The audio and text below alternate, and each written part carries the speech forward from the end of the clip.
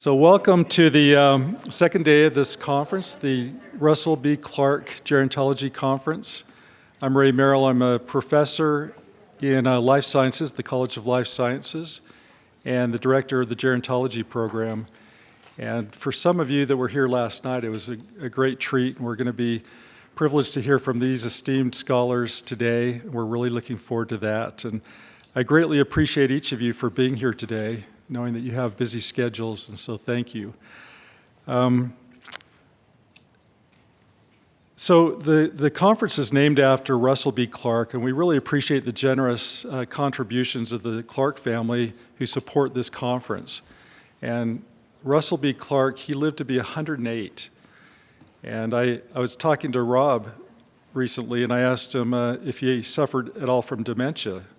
And he said, well, yeah, when he was 105, 106, he started to forget grandkids' names and forgot where his keys were occasionally. But he was pretty sharp, lucid right up until the end, which is very impressive. He won a couple gold medals at the World Senior Games down in St. George. He competed in the age group 100 to 104, and he competed in the 100-meter run and the 200-meter run. And I asked Rob about that. I said, that's pretty impressive. And he said, well, kind of. He was the only guy that was able to finish the distance. So, yeah, Russell Clark, a very impressive man. I could go on. You can read in the program. I don't know if there are any programs available today, but there were last night, and there's a great write-up on him. So our opening prayer is going to be offered by Gerontology Service Award recipient Dallin Pratt, and he's majoring in family life. Great. Thank you, Dallin. My son's name is Dallin, so it's a name that I really like. So our presenters today are Jayson Gifford. He's a good friend of mine. He's an associate professor in exercise science at BYU. And Dr. Katarina Friberg Felsted, a professor and assistant dean of gerontology at the University of Utah. And David Thomson, who has been gracious enough to fill in for Ben Bickman today. He's an associate professor in cell biology and physiology at BYU. Ben was invited by RFK to go back to Washington, D.C. and be on a special panel today. And so he said, I can stay or I can go. And I said, if I were you, I would go. That sounds like a really great opportunity. So we really appreciate David for pinch hitting. And it was just a last-minute invitation just a few days ago. So Dr. Gifford's talk is titled, Active Aging, the Athletic Event You Should Start Training for Now. Much of Dr. Gifford's research focuses on cardiovascular and metabolic impairments to exercise tolerance. As an expert in vascular sonography, Dr. Gifford has also documented specific impairments and treatments for vascular function in several populations. Dr. Gifford is from Las Vegas, the proud father of 3 children in a bishopric over there. And just an outstanding researcher, does great things here at the university. Dr. Friberg Felsted is going to talk on mindfulness and stress reduction. And she's going to talk a little about, maybe, about her master's program. And people in our minor have been invited to consider their master's program. So she'll tell you a little more about that. And it's one of the best master's programs in this part of the country. So, as a gerontological researcher, her scholarly emphasis includes age-friendly university networks, the use of complementary and integrative therapies to treat chronic conditions in older adults, and the impact of gerontology in higher education. Her research has utilized mindfulness-based stress reduction to treat urinary incontinence in community participants and to enhance physical rehabilitation goals of older adults in a skilled nursing facility.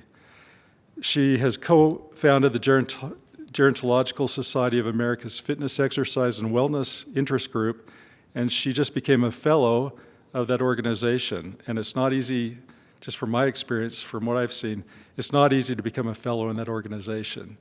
So you have to make important contributions to the field and spend quite a bit of time contributing to the organization before you can be considered for that. So congratulations on that. Dr. Thomson, he's going to talk about healthy aging. Can we capture it in a pill? And so I'm really intrigued. Can we capture youthfulness in a pill? So I want to hear what you have to say there. Dr. Thomson's research aims to understand the biological basis of muscle wasting and aging, cancer, and metabolic diseases such as diabetes, and to discover therapeutic approaches for improving muscle size and function in these diseases. After their presentations, we're going to have a question-answer panel, and we'll go from there. All right, good morning, everyone. It's good to be here with all of you today. It was fun to hear about the namesake of this conference and how he participated in the senior games and a lot of the people his age had a hard time finishing. When you're 100 years old, just getting to the starting line is a victory. My purpose today is to convince you to start training for aging. When you get older, things change within your body that make it harder to move around, as we've just talked about with the senior games. And what my research and the research of many others say is it's time to start training for it now. So aging is associated with a decreased quality of life. There's lots of things that are going to happen. And as young 20-year-olds, it's kind of hard to understand what's going to happen. But as you get older, things fall apart. And it's not because people are lazy, maybe some of it, that makes it worse. But even if you're active, even if you do everything right, you're just going to get older and things aren't going to work as well. Your risk of death increases astronomically after the age of 65. We experience impaired function, physical fatigue, and it's to the point where people who are over 75 in America, about 50% of them report having difficulty climbing the stairs or walking around. And about 20% of them report difficulty just taking care of themselves, doing normal activities of daily living. Also, as we get older, diseases that have spent decades building, like diseases that are starting to build in you right now, manifest and really put a damper on our retirement. And we become frail. Things that used to just bounce right off of us like a cold or a sickness knock us out for a while. These are things that you can expect, and I want you to start to prepare for them. Exercise can increase your quality of life as you get older. It will do that by increasing your functional capacity. It will do it by preventing the development or slowing the development of lots of different diseases, and it will make you more resilient to the inevitable bad things that are going to happen. And with this picture on here, I hope you leave today with the idea of treating exercise as medicine and that you start taking it today. I promise you, when you're 65 years old, you'll thank me. So I want you to look at the column or the list of terms on the right of this diagram here, and I want you to pick out the ones that you want to be able to do when you're 65 years old. For me, I really enjoy going out and mountain biking. I love being outside, going up in the hills. I love being away from the house, and that's something I want to be able to do when I'm 65 years old. Other things that I want to do, I want to be able to live independently. I want to be able to take care of myself. And most importantly, I want to be alive. Now, each one of these activities that you're looking at, whether it's mountain biking or ballroom dancing or playing with your grandkids, each one of these things require a certain amount of energy. And we have to be able to generate that energy in order to do that. Now, any cell in our body, it has a function. And in order to accomplish its function, whether it's a muscle contracting, the heart beating, or the brain generating thoughts, it has to have energy to come in. If there's no energy, things just decay. And things don't happen for free. So in our body, we store energy in a form called adenosine triphosphate, or ATP. And in the coincidence of all coincidences, it looks just like a AAA battery. I'm just kidding, it doesn't. But I do it as a battery so that you understand that this is our form of storing energy. And it has 3 phosphates on it, and that's important, so I label it as a triple P battery instead of a AAA. And in between these phosphate groups, there's energy stored, potential energy. So when the cells in your body want to do work, the muscles want to contract, or the brain wants to think, it takes that ATP and it rips off one of the phosphates, and that results in what we call adenosine diphosphate, or an ADP, and a phosphate. And when you look at this, this is like a decharged battery, maybe like a half-dead battery.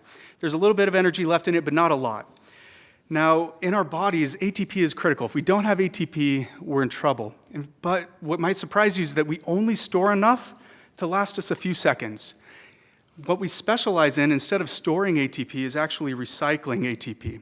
So you might consider us maybe eco-friendly. We recycle a lot. And the way we recycle that is through metabolism. And what we do with this is we use energy from other sources, like potential energy that's stored in food.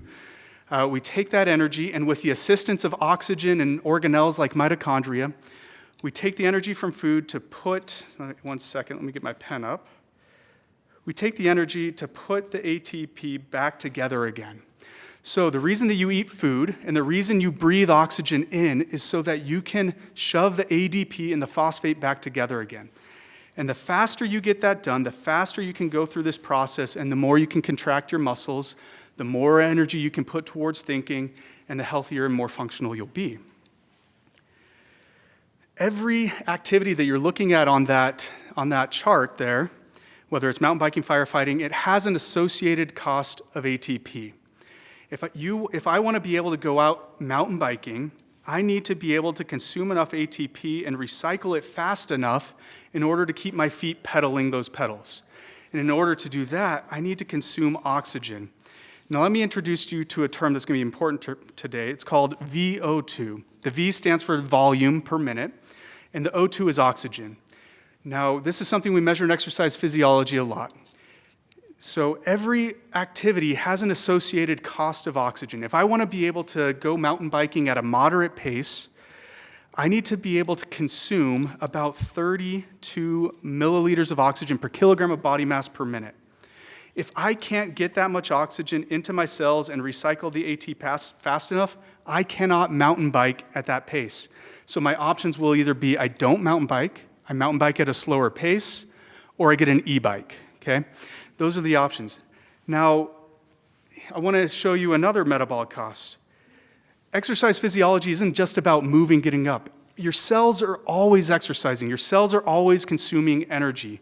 And as soon as they stop consuming energy, you're dead, okay? So if I want to stay alive, which I do when I'm 65, I want to be around, I need to be able to consume at least 3.5 milliliters of oxygen per kilogram of body mass per minute. If I can't get that oxygen into my body, down to my cells, into my mitochondria to consume it, I can't have the ATP, sufficient ATP to keep my cells in order, and they're going to start to decay, and I'm toast. I'm going to die. So our ability to consume oxygen dictates what we can do and if we can live. So I hope that you guys will start to shoot for having a high oxygen consuming capacity. And in my lab and in exercise physiology labs across the world, we measure something called VO2 max. And a lot of people recently have become familiar with this term from Apple Watches and Fitbits. This is a measure of how much oxygen you can consume per minute, the maximum capacity. And the way we test this, we put people in the lab, we put them on a treadmill, and then we have them wear this funny mask. And with the mask, we're measuring how much oxygen they're consuming. We see how much oxygen goes into their body and how much comes back out. And what the difference is how much their body is using to generate ATP.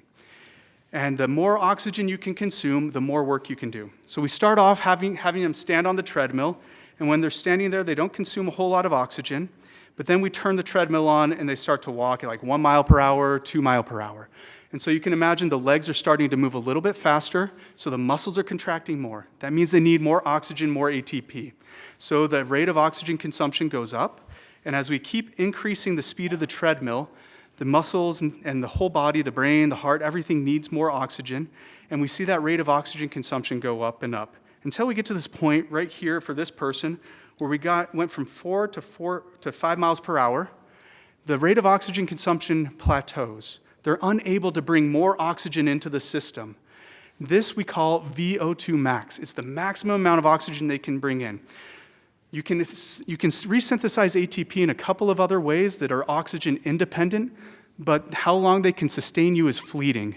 So when you hit this maximum rate of oxygen consumption, you're not going to be able to go for much longer. And so this person, when they hit that VO2 max, within a minute or so, they're begging me to turn off the treadmill and they hop off. Now, VO2 max is highly trainable and influenced by your activity and what you're doing. So here are VO2 max tests for people that have a moderate fitness level and a high fitness level. Now, what I want you to see is that at about 3 miles per hour, there's no distinguishing the unfit person from the fit person. They have about the same rate of oxygen consumption because they're consuming the same amount of ATP to move their legs at that speed. Now, the difference is with these higher fitness levels, they have bigger hearts, they have more blood, they have more mitochondria, so they can pump more oxygen into those cells and recycle ATP to power them to go at faster and faster and faster speeds. And this results in improved performance. So this middle person here, they might be able to sustain a speed about 6 miles per hour. They might be able to run that for a little while, probably a little bit under that. But now the high fitness person, they could probably sustain a speed somewhere around 9 to 10 miles per hour for a long time. So we can use this a lot to predict endurance performance. The person who has a higher VO2 max can recycle ATP faster, power the muscles faster, and they can go longer. But it involves all these critical systems, right? Some of the differences between a sedentary person and an endurance-trained person come down to the size of the heart. The endurance-trained person literally has a bigger heart. They have more blood. They can pump more down. They have more mitochondria. And one of the things I study a lot, their arteries are much healthier and can direct blood to the muscles at a much faster and much more efficient rate. So I hope you appreciate that in order to get oxygen from the air that we're breathing right now all the way down to the mitochondria of our cells, it's going to involve lots of critical processes.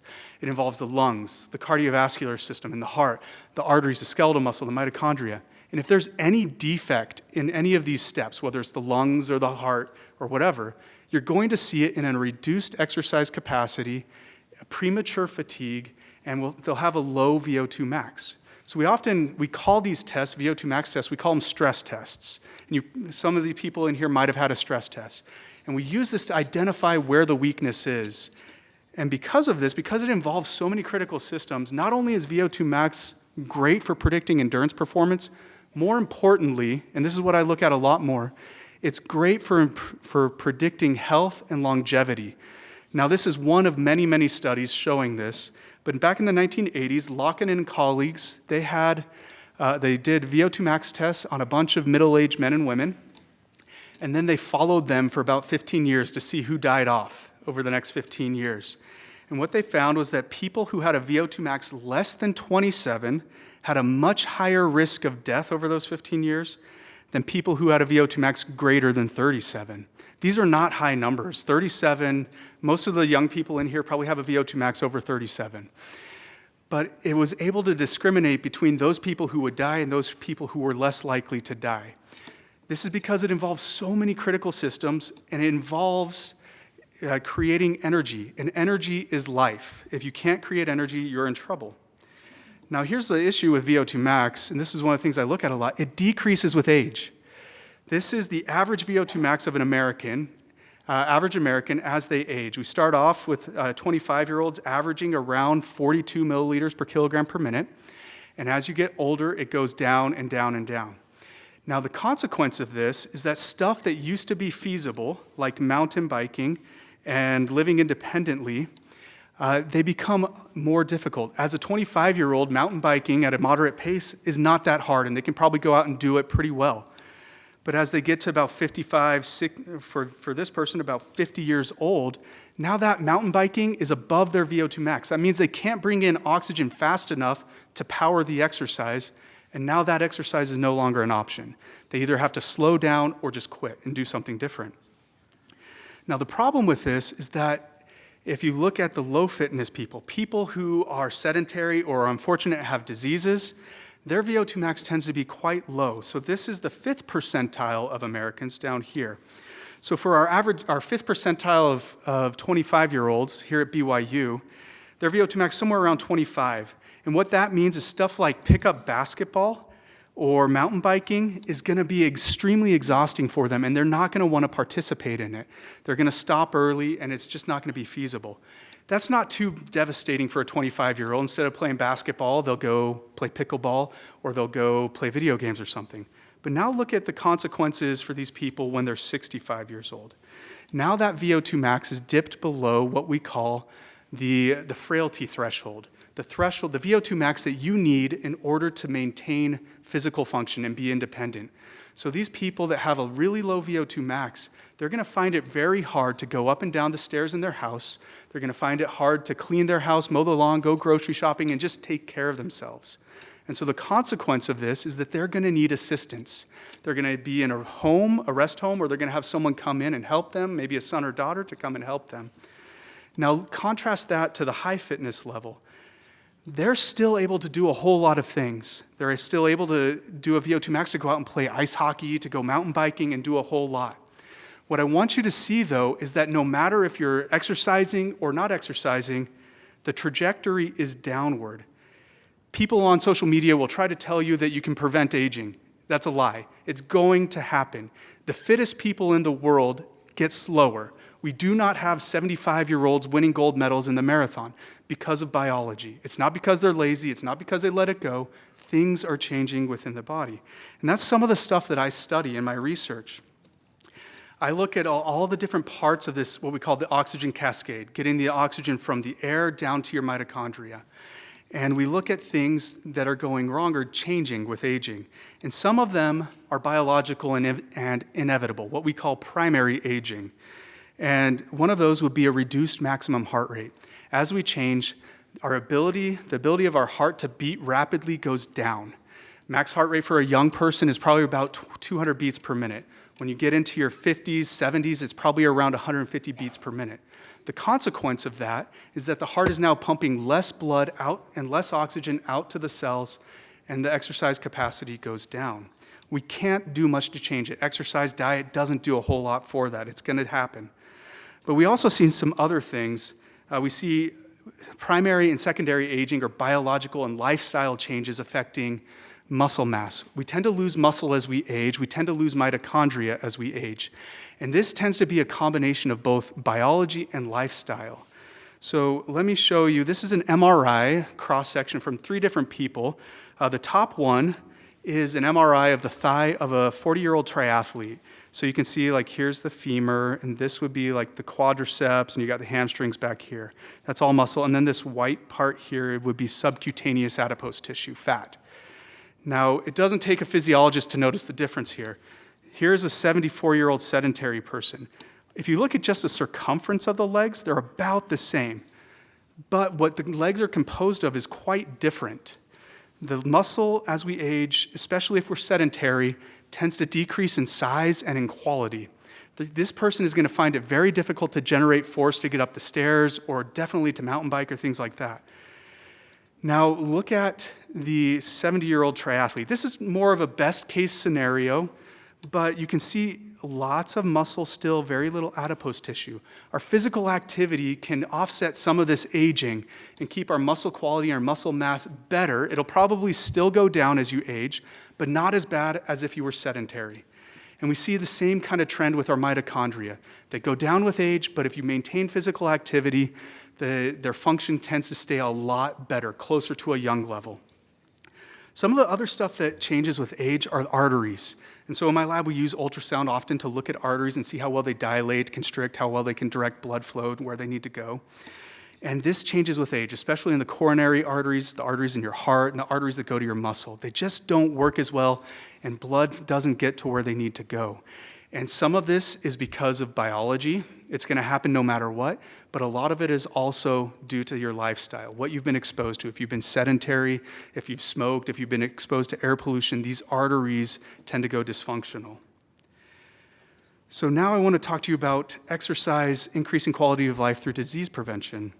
Now, here are the top 15 causes of death in 2023 in the United States. Heart disease for the last 50, 60 years has been the #1 killer. and cancer comes in second, and then we have a lot of these other things. Now I'm going to show you which ones are affected by exercise. Exercise has a major impact on your risk of dying from cardiovascular disease. It also has a major impact on your risk of developing and dying from cancer. And it has an impact on a lot of these other ones, actually every single one. It will reduce your risk of dying by accidental death, which kind of blows me away, but the data support it. Suicide also, things like COVID.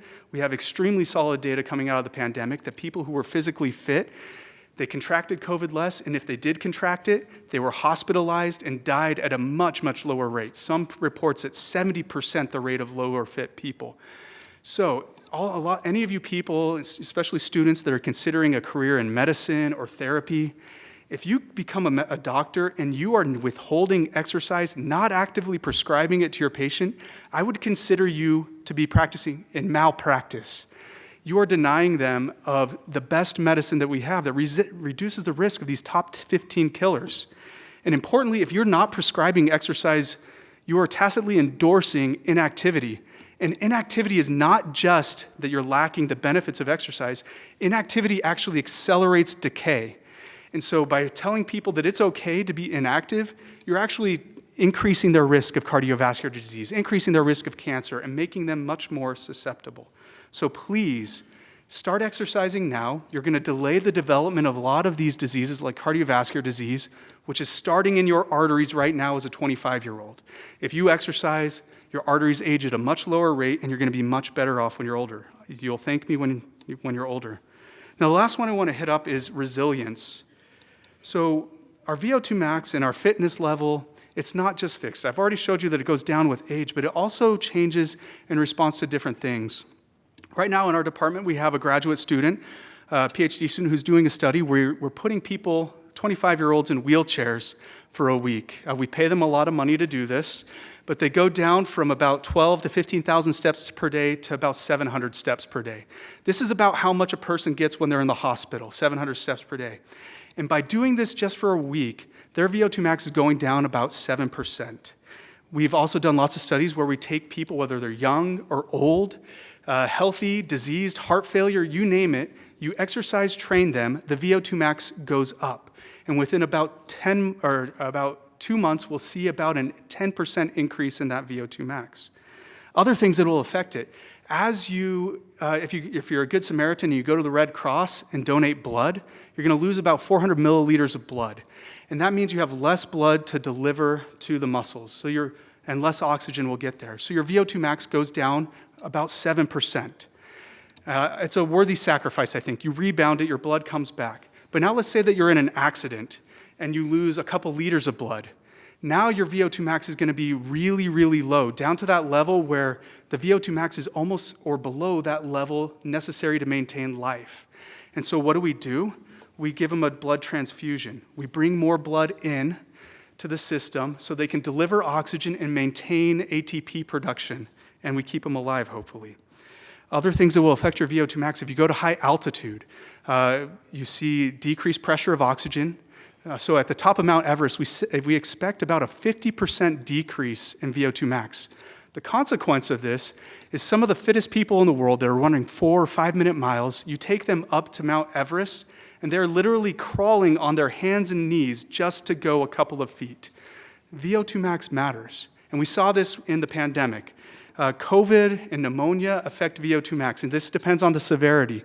We see people who have had COVID, their VO2 max is down about 10%, about 5 months after they've recovered from it.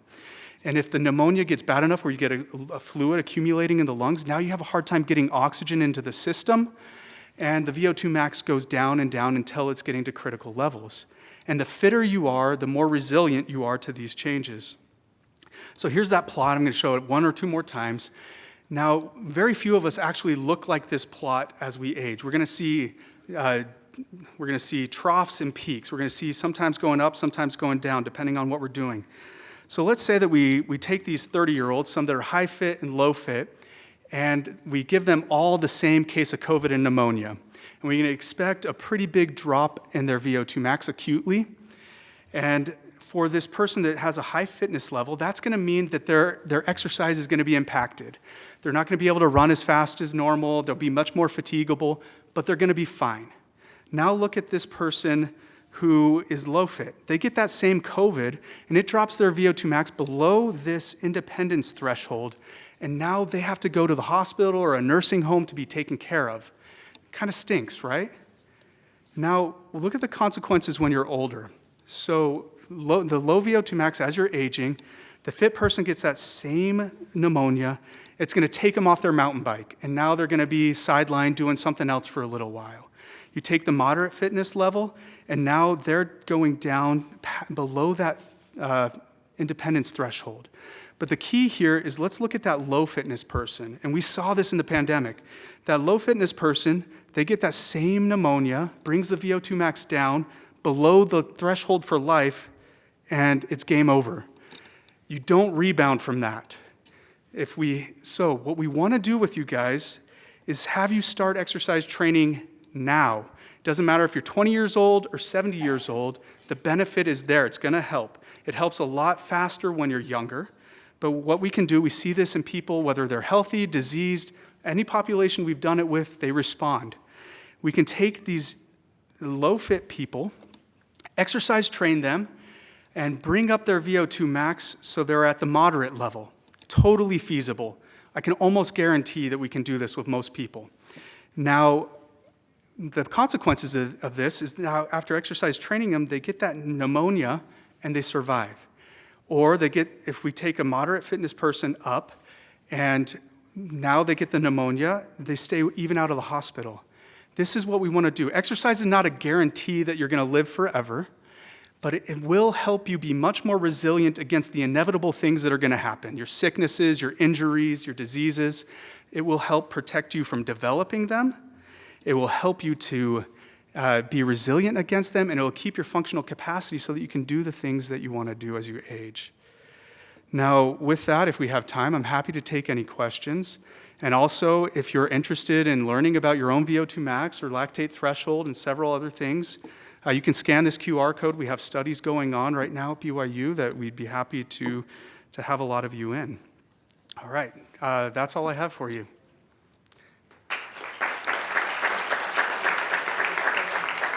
All right, so I've been told we're going to do questions at the end. So now we'll have our next speaker come up.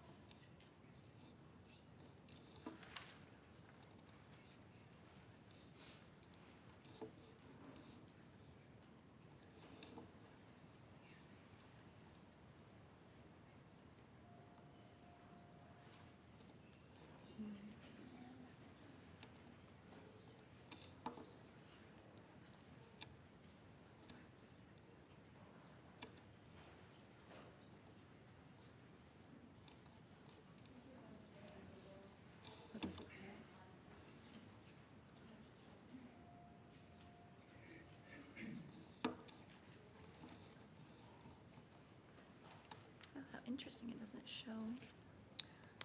Let's see, would you want to close this a little bit? Just right there. And let's see if you get, right here. Let's see. If you click this, does it give you a pop-up? No. Oh, boy. Okay, let's see. Oh, there we go. Yeah, perfect. Right? That's fine. Is there a way to get it? Let me see. So it looks like it's full screen. Yeah, yep, and I don't have any notes, so I would just be happy with a big screen. Sure. Let's see if I get notes. No.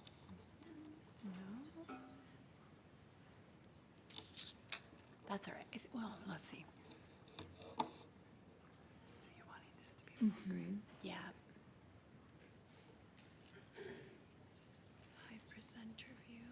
Let's see. That works for you. It's just there. Let's see.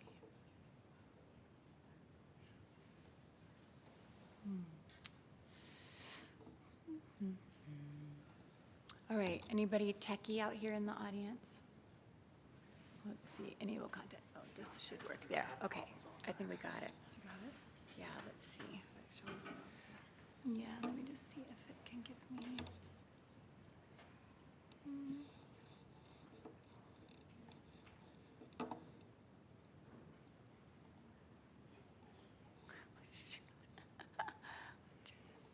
No. Okay, yeah. Do you want to come? Sorry. I'm just wanting this to be full screen on my end, which usually I click that to make that happen, but that is not what. Yeah, see? Oh, what if this? If we do this, try adjusting this. Yeah, so go, yeah, bigger for me. Yeah, that's gonna work. That should work. Thank you. Yeah, perfect. Close enough.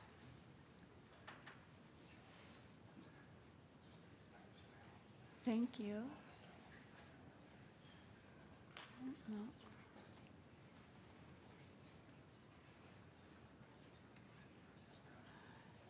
All right, we'll see how this goes.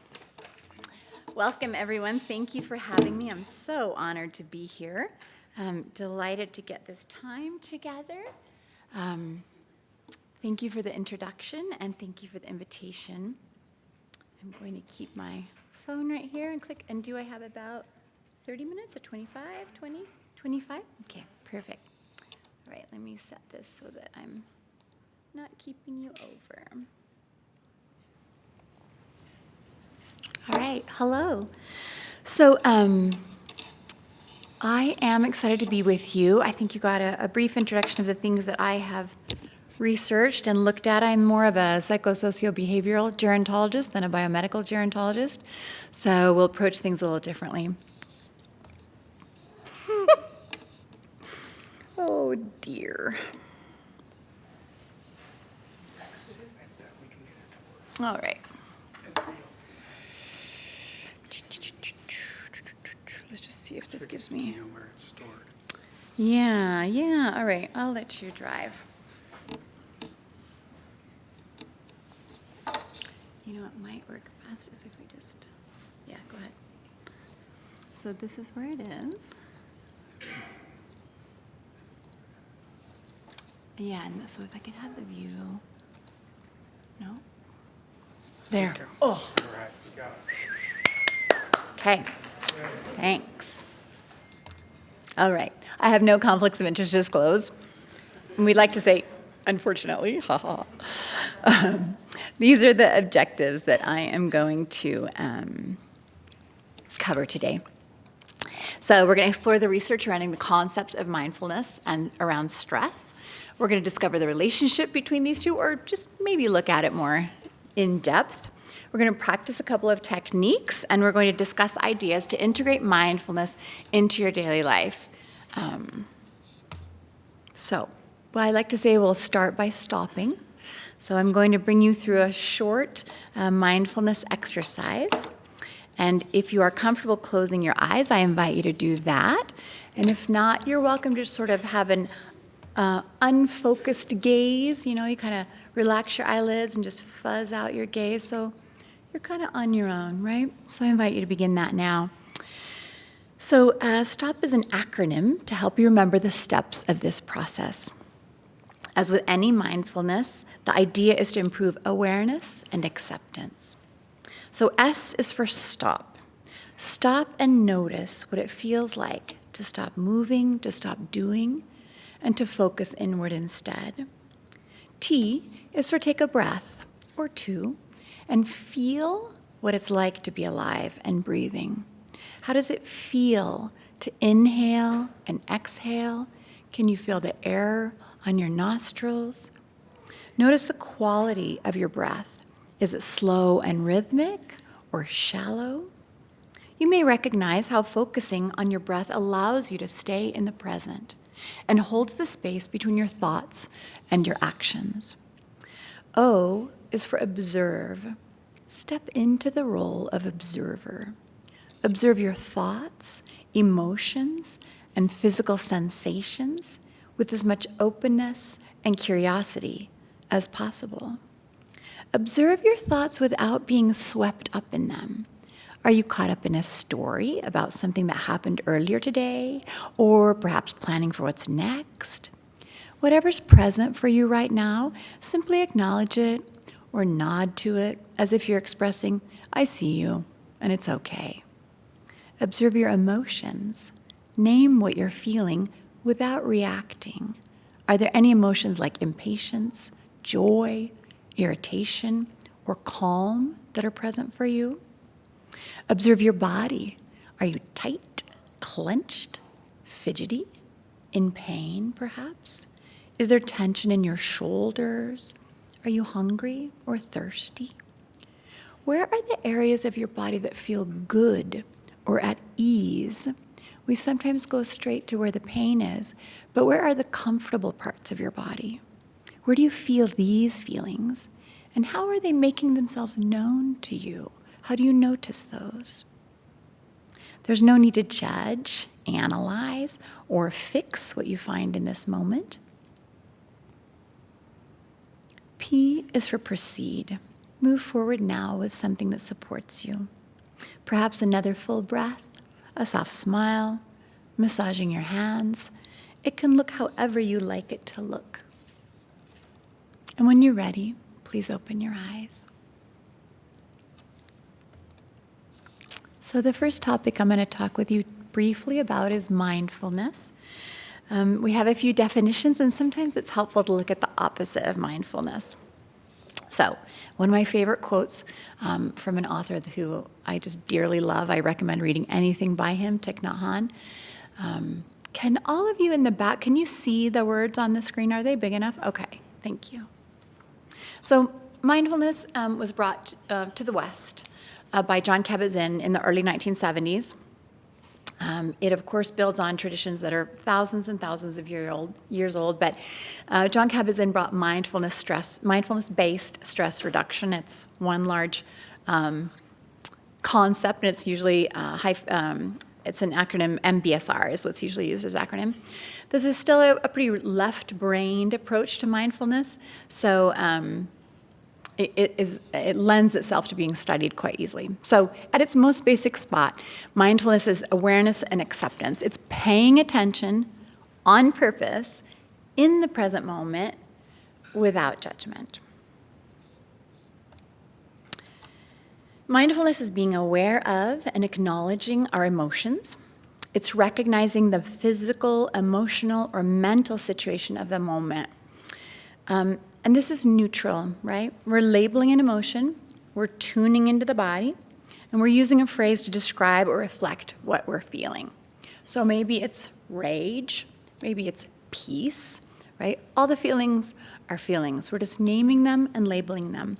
And just that much effort has to do with, it affects the brain. So when we label that affect, how we're feeling, putting a word to a feeling actually sends soothing neurotransmitters to the limbic system. The limbic system has to do with memory, it has to do with emotion regulation, it has to do with all kinds of really basic, important things. And then if we think about mindfulness as the opposite of mindlessness, this might be helpful. When we're mindless, we are either in the past or the future. We're on autopilot. We're hurrying to get things done. I think everyone recognizes that state, right? And think about, what does that feel like for you? And what are the outcomes? When you are rushing, hurrying, on autopilot, multitasking, how does it feel in your body? And what are the results, right? Maybe we miss things, maybe we skip things, maybe we regret something, maybe we, right? There are often outcomes attached to that aren't the outcomes that you're seeking when you begin something. Oops, did I miss something? Oh yeah, good. All right, now we're gonna talk about stress. One of my favorite quotes from Dr. Sapolsky: you're really only supposed to feel stressed in the 5 minutes right before you die. So we're talking about stress from a chronic stress perspective. Of course we have acute stress, right? When I'm tending my grandson and I watch him head away from the car in the parking lot, I feel stressed and I respond, and that is right. I'm not gonna take him up and be like, let me approach this calmly. I'm going to race after him and grab him and hug him. So we're talking about chronic stress here. These are some of the things that happen in a stressed mind, right? When we have chronic stressors, we decrease the body's ability to recover. We influence otherwise normative aging in the immune system, and the effects with age are interactive. And physically, we're suppressing our immune system. And mentally and emotionally, we're affecting our decision-making and our emotional intelligence. So, a calm mind looks like this instead. We're responding instead of reaction. We're moving through things more clearly, more open-heartedly. We're managing our energy. And I know every single person in this room wants to be able to manage their energy. This calm mind is the place where creativity exists, right? This is possibilities expand for you, right? So think about a time when you naturally experience this, and what are the outcomes? When you're in a calm mind. How many times have you found a solution to something that's been nagging and nagging for you when you've been in the shower, on a walk, in the car by yourself? I have been dealing pretty intensely with a specific situation in my life, and I've put a lot of thought into it. I've approached other folks for guidance, mentors, all these kinds of things. And driving down here yesterday, I came early so there wouldn't be traffic. Driving down here yesterday in the sunshine, I came up the hill to my parents' house, and I was like, it has to do with this. And it was seemingly out of the blue, right? But there was that space, and honestly, I wasn't even purposely doing it, but I had come into that space of a calm mind, and it was right there, ready to go, right? Okay, when we look at mind, body, spirit things, so physical, cognitive, emotional, research ties stress to the following, and this is just a short list. My references are all at the end. We'll scroll through them, but I'm not putting anything on this slide that doesn't have dozens, hundreds of studies showing this, scientific research studies. Okay, so take a peek at that and consider if you're concerned about any of those things in your life. All right, when we look at results of mindfulness, I love this quote by Dr. Aganalaro.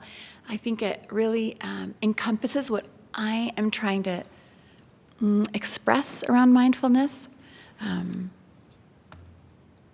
so I have 3 slides for you now.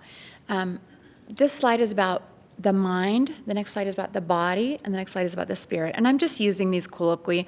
When you look up research, it's talking about physical, it's talking about psychological, it's talking about cognitive, it's talking about, so I'm just giving you a really kind of boiled down version here. But again, all of these things on this slide are affected by mindfulness. On your left, you'll find things like focus, cognitive flexibility, fear regulation.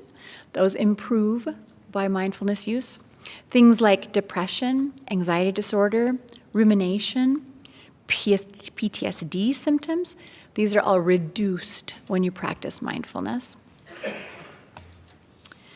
For the body, when we look at things physically, your A1C scores that are tied to your diabetic status, your blood pressure, both the diastolic and the systolic, and your stress hormones all reduce when practicing mindfulness.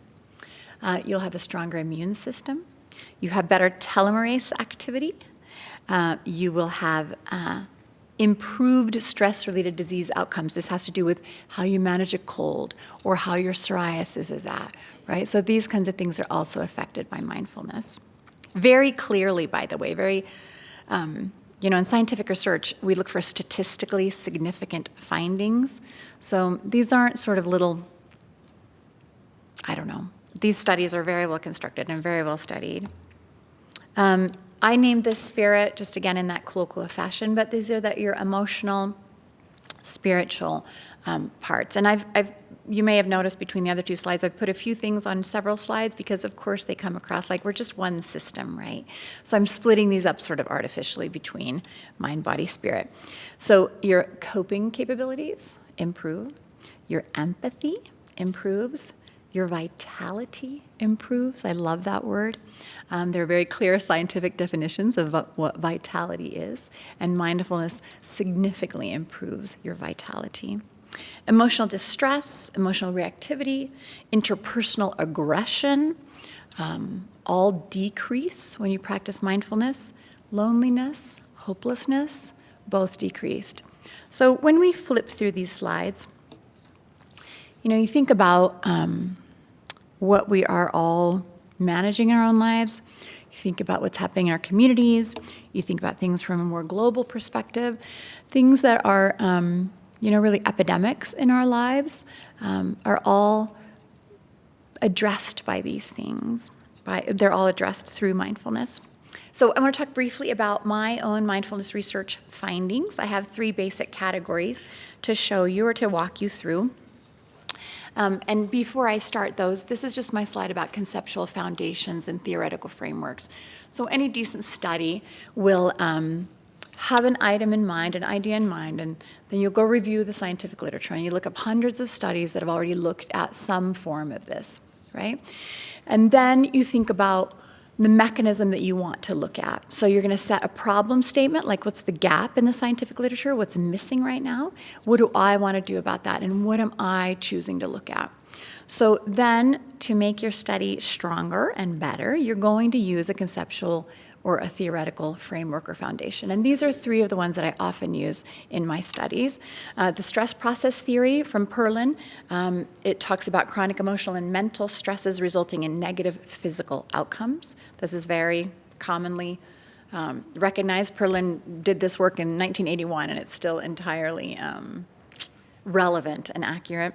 Self-efficacy by Bandura. This talks about self-mastery. So it means getting good at one thing, right? So if you learn how to mountain bike, you will have self-efficacy in mountain biking, right? It will affect your self-concept. It will affect your self-efficacy. So if someone says to you, hey, do you want to bike the whatever trail, Alpine Trail or Lambert, what's the park called?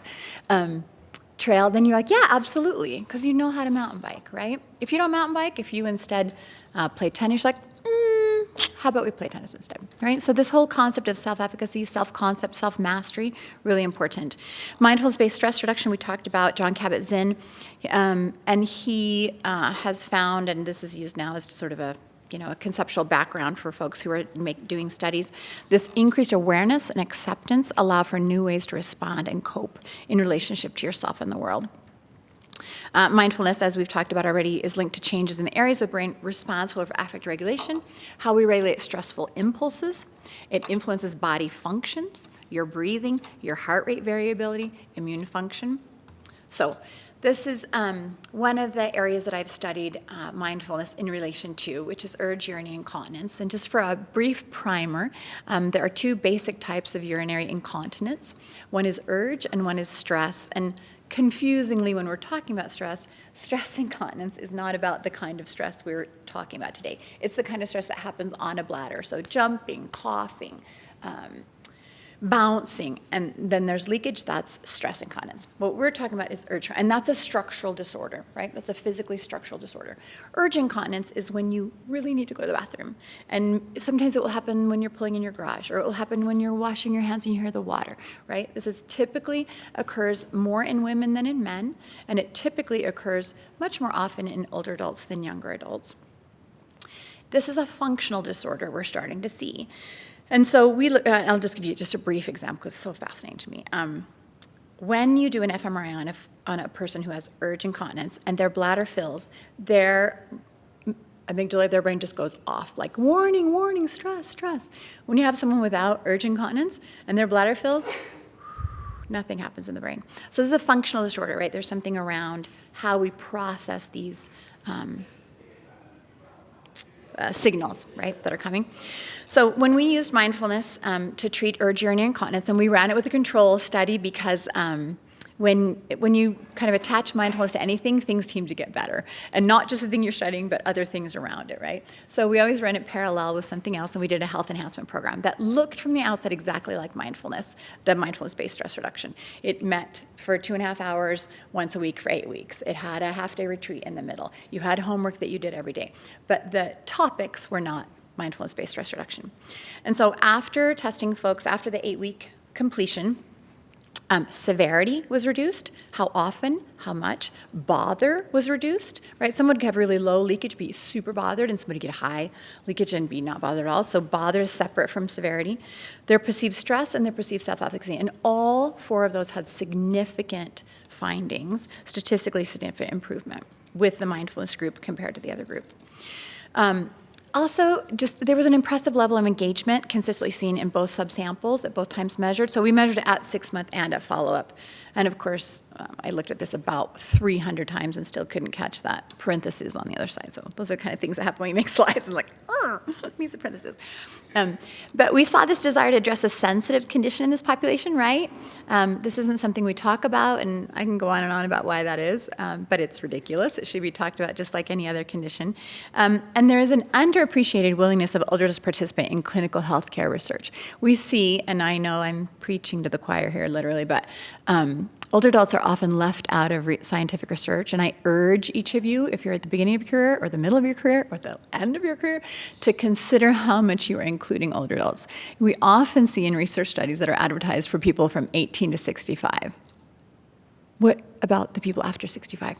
What about the people who have these conditions, who are 67 or 87 or 108, right? Why are those folks not getting studied? So I urge you, when you're sculpting studies as you move forward in your life, that you consider what on earth is that cutoff about, and please include older adults in your research. It's so critical. So many of the things that we look at happen more often in older adult age span, and they must be studied on the population that is affected by them. So little side dip there.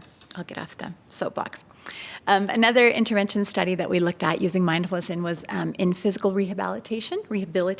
This was a pilot study, and we noticed that when we placed mindfulness with folks' rehabilitation goals in this is in a skilled nursing facility. They had a heightened ability to reframe perceptions around their physical or emotional pain. It improved their awareness of their bodies and their environment, and it increased their self-confidence in practicing MBSR. We did a qualitative study as well on this, and these were some of the things that came up as qualitative themes. And then the final one I want to mention with you is this idea of addiction. So in a younger phase of my career, my babies were small. I was a certified yoga therapist, and I taught in an addiction recovery center, among other places. And so I was really curious once I started my academic career to look at how mindfulness works in addiction recovery, because I had seen it, but anecdotally, right? I had case studies, but not. So I and several other researchers did this work around looking at a meta-analysis. So we looked at hundreds of studies, and we found that in these hundreds of studies, there were a few themes that were the same, and they were the following 3. So the fact was that mindfulness promoted cognitive control over automaticity. So when you're focusing attention and you're openly monitoring, you strengthen the brain circuits that are integral to cognitive control. You restructure the reward system. So what before was being used to fulfill the reward craving or the substance use behavior could now be natural reward was responded to differently in the brain of a substance use disorder person. And then it decreased stress reactivity. So heart rate variability came up, and that helped their capacity, individuals' capacity to self-regulate stress. So these are really important findings around addiction. I think you're pretty aware of the level of treatment that occurs for addiction and how it is not always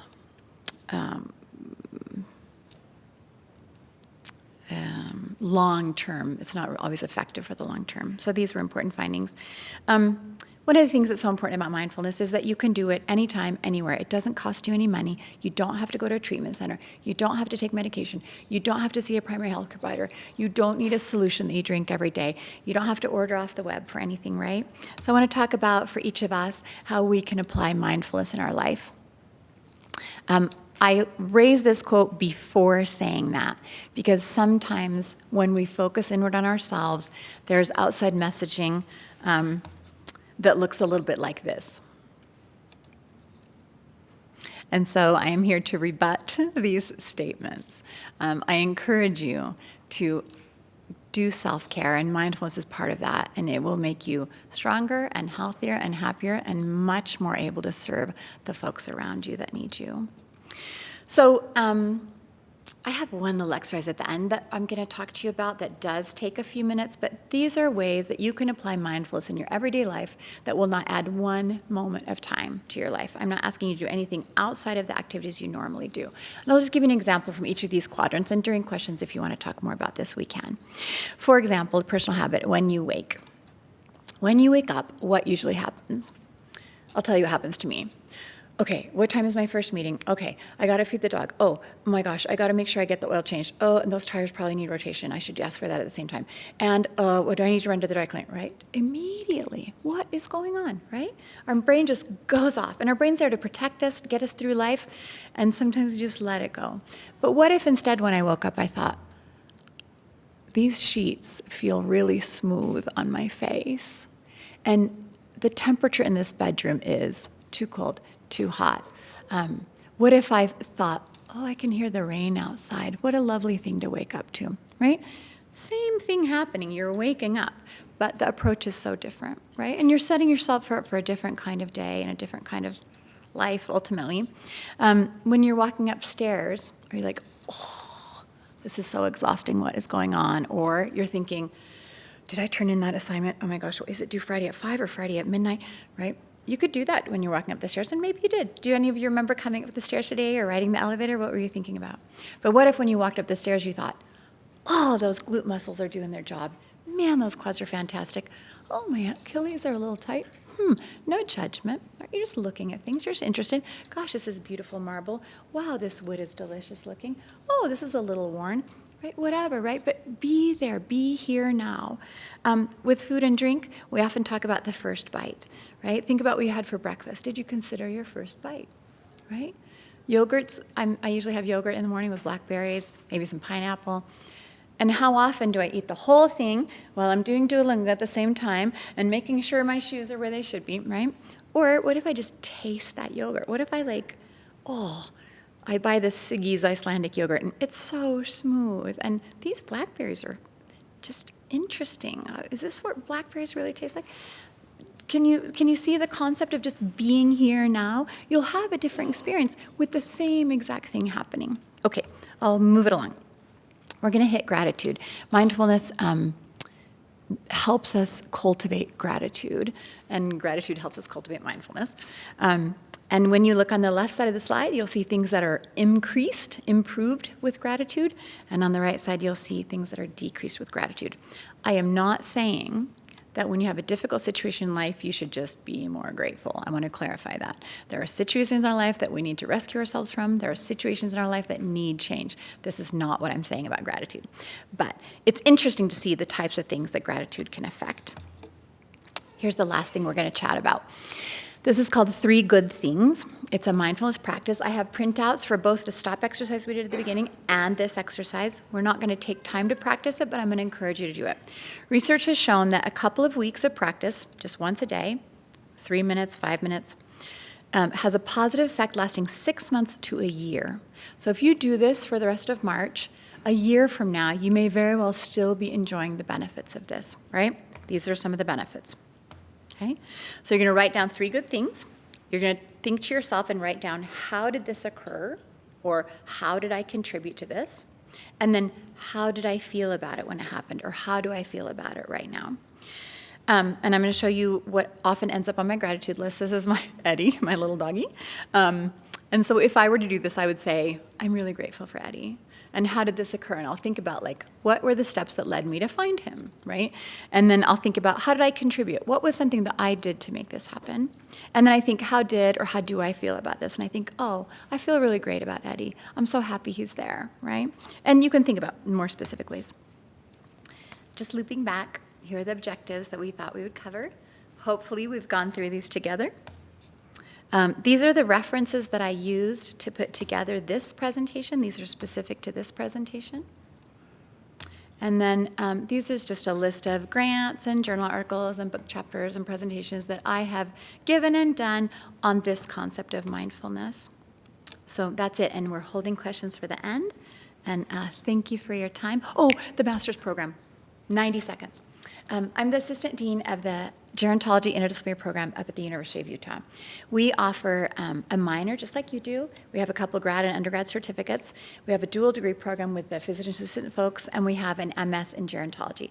And through fabulous and wonderful collaboration with BYU's gerontology program, we are excited. This is our inaugural year to offer express pathway, which means acceptance, to BYU minors. So if you are graduating from BYU with a minor, if you have graduated from BYU with a minor, please contact me. We have an express pathway. We're eager to have you as our students. We're the only graduate program in the state in gerontology. We have a strong faculty. You get assigned a faculty member from the first day you're in the program. You have that same advisor the entire way through. You personalize your practicum and your project or your thesis to be what you want to study. Short program, you can do it as little as 3 semesters, 1 year. Sometimes folks come and do it before law or before medical school. You know, there's often that year in between. And the faculty are phenomenal, and it's a great experience, and I hope that you'll come chat with me or email me or talk to me about it if you're interested. Okay, thanks everyone.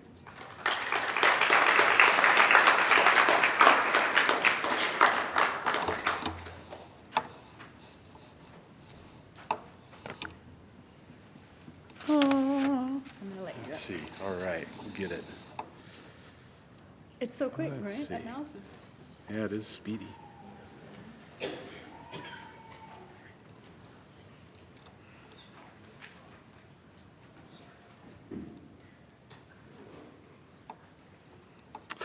All right.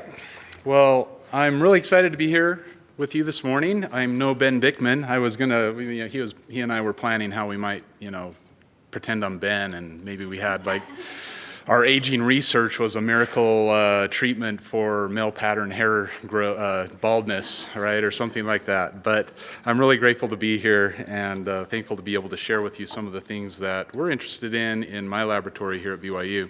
I'm Dave Thomson. I'm in cell biology and physiology.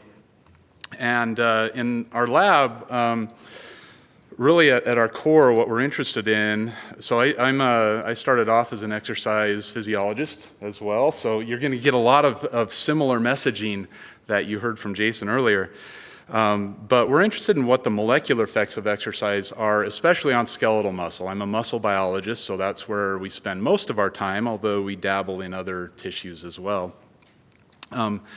So what does exercise do in muscle that's so good? Like Jayson said, I firmly believe that the best medicine for virtually every malady that we face with our bodies and maybe even our minds is to exercise. And so it does phenomenal things. The question is, how does it do that at a molecular level? And so we want to know what that is, and then the question is, can we mimic those effects pharmacologically to combat skeletal muscle wasting conditions like happens in aging or in cancer cachexia or in diabetes or insulin resistance. Those are our main things we're interested in. And so let's start off with what we mean when we say aging. Let me jump back here. You'll notice I lumped aging there in with cancer and diabetes as if it's a horrible thing. And I think we ought to be careful with that. When we talk about aging, we might be talking about 2 different things. First, just the word aging simply means the passage of time, right? We get older. Now, that's a good thing. The alternative is not very good. If you stop aging, you're dead, and no one wants that, right? So chronological aging is just the progression of time. We age in that sense at the same rate, regardless of who you are. I'm 19,427 days old today. And I'll be 1 day older tomorrow, as you will. You may or may not be that number of days old, but it's the same for everybody. But in the context from here on out in this talk, I'll be talking about aging in this context, biological aging. So that refers to the deterioration of cellular and organismal function that results from an accumulation of chemical damage to our molecules and cells over the time. That's the definition I give when I teach my biology of aging class. And in contrast to chronological aging, biological aging, the rate at which biological aging occurs is pliable. We can alter that. Although, like Dr. Gifford said, you can't stop it. It's going to happen. But you can adjust how fast it happens. And so there's been a fascination for a very long time in stopping aging or even reversing it. This is a classic painting from Louis Cranach the Elder from back in the 1500s, so a long time ago. The Fountain of Youth. And let me see if I can get my little laser pointer on here. So over here on the left-hand side of the painting, he has older people coming to the fountain here. Interestingly, they're mostly women. I don't know why that is. Apparently back then guys didn't care about getting old and dying. I don't know. But regardless, they disrobe, they get in the fountain and take a bath and transition from the left side over to the right side where they exit the Fountain of Youth, young and vivacious. They go in and put on beautiful clothing and come over here and have a lovely banquet and dance and party away because life is now wonderful, right? So fascination with stopping aging or reversing it. That's been around a long time and it persists today. This individual is named Dave Pascoe. He is a rejuvenation Olympian. If you haven't heard of that, there are a group of mostly really rich people who spend pretty much their whole lives in minutes, trying to stop aging. And we'll make this interactive. How old would you guess this guy? Just looking at the photo, you may know how old he is, but how old would you guess this guy is? If you were just looking at him, what? Maybe 40-ish, yeah, 35, 40 is what I would say, right? So he's 62 years old. He does stuff, right? So he does a lot of things to try to adjust how fast he ages. He does exercise, so that's good. In terms of diet, he limits simple carbohydrates, so I'll throw that out to Dr. Bickman. That would be his main message if he were here instead of me. But otherwise, it's a pretty mixed diet, nothing too extreme. He sleeps, shoots for at least 8 hours a night, does a lot of heat therapy, especially infrared sauna, as you see right here. He does meditation, mindfulness, right? So that's a big factor there. And interestingly, he regularly donates plasma. There's a rationale behind that, which I'm still trying to decide if I think that's really a legitimate approach or not. And he takes about 130 supplements per day. And so I would argue probably not all of those supplements are doing anything useful, but maybe a few of them are, who knows, right? So a lot of cool things, right? People want to stay young. That's kind of natural. In terms of biological age. In order to understand how we can manipulate our biological age, we need to first understand what causes aging. And this little figure here it represents the hallmarks of aging. These are, in the realm of cell biology, these are fairly well accepted across the field. Things that occur within our cells, the cells of our body, that drive the aging process. And so you can see there, again, there's 12 of them, right? And so there's a lot of things, and we won't spend time on all of them.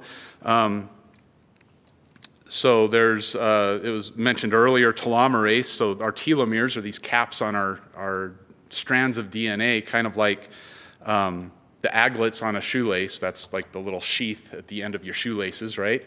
That kind of caps the DNA, and kind of the thing is when cells divide, those telomeres get shorter and shorter and shorter, and at some point, when they get too short, your cells won't divide anymore, and that's one potential cause of the aging, biological aging. There's a lot of things here. I'm going to come back to a couple of things in particular, which fits right in with what Jayson was talking about earlier. Mitochondria. I view our mitochondria in our cells as probably at least one of the top two most important factors in this little pinwheel right here. If your mitochondria in your cells either become deficient, that you don't have enough of them, or they become broken and run down, that is absolutely going to cause cell dysfunction, and it is very heavily tied to aging. And so you need to maintain healthy mitochondria within your cells. And one of the processes that does this is this other one over here, autophagy. That's kind of the process within your cells through which your cell's able to get rid of the garbage. It's able to get rid of defective, faulty cellular components that aren't working anymore.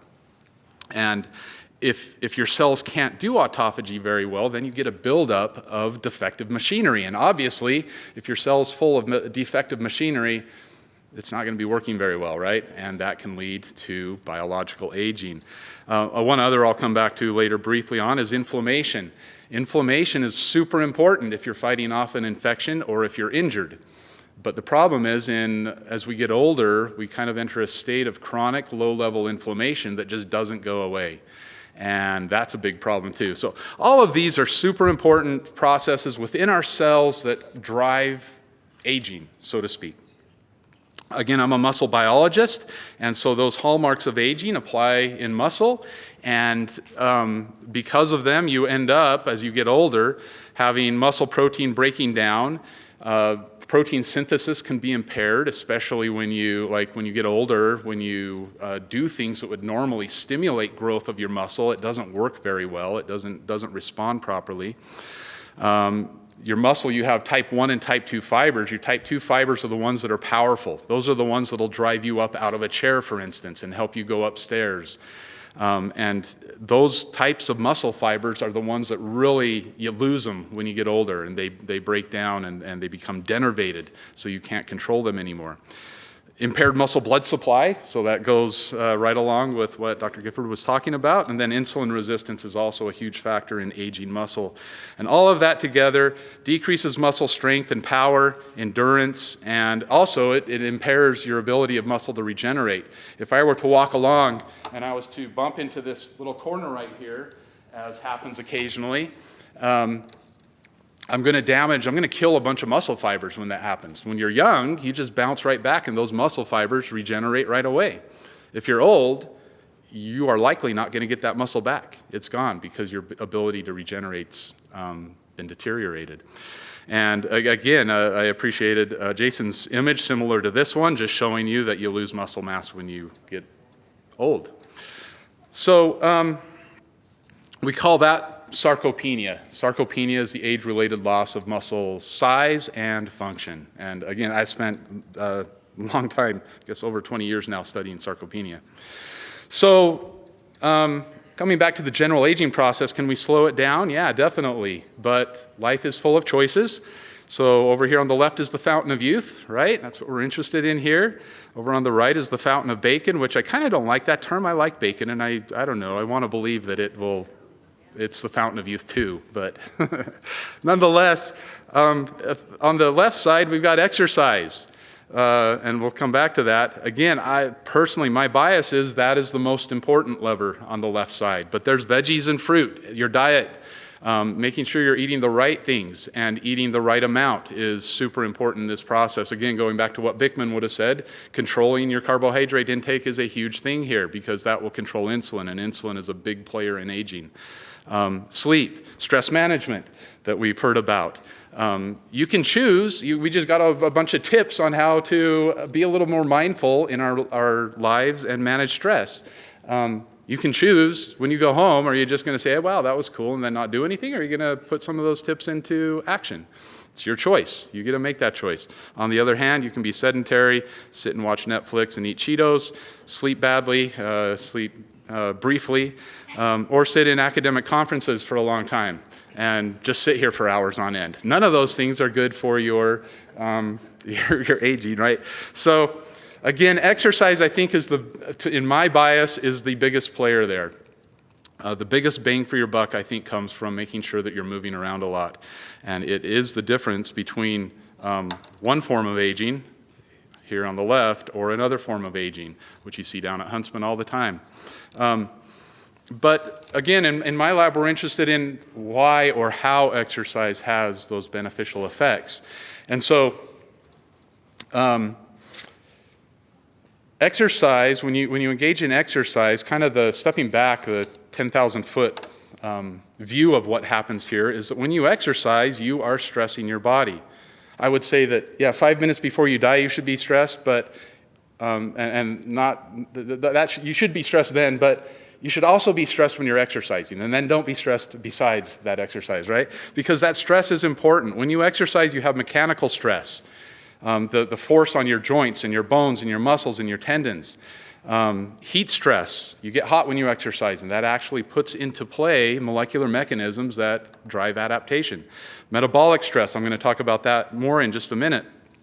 Oxidative stress also happens where it's related to that metabolic stress where you actually get reactive oxygen species building up, which is generally thought to be a bad thing, but it's super important because all of these things, these stresses, initiate what are called signal transduction pathways within your cells, which then lead to adaptation. And so you come back after having exercised with these adaptations, which uniformly will counter every one of those hallmarks of aging that made your cell, kind of lose its function as you're getting older.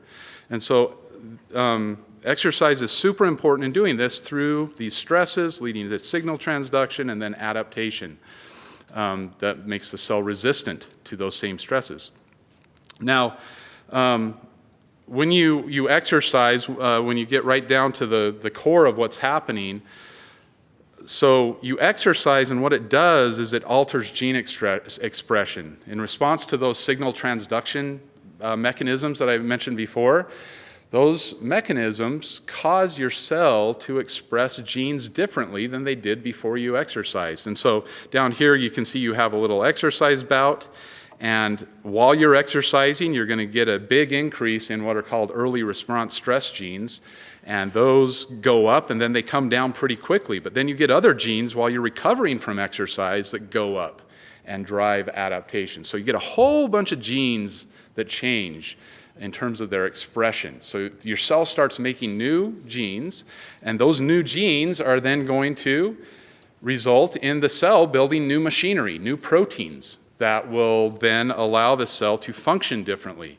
Now the cell's going to function better than it did before you did your exercise bout. Now, each time you exercise, it's just going to be a tiny little change in function, but when you build together regular exercise, regularly staying active, and you don't even need to call it exercise, just not sitting around all day.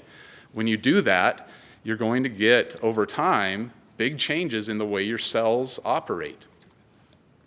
So these are examples of signal transduction pathways. So we got some aerobic exercise going up here on top.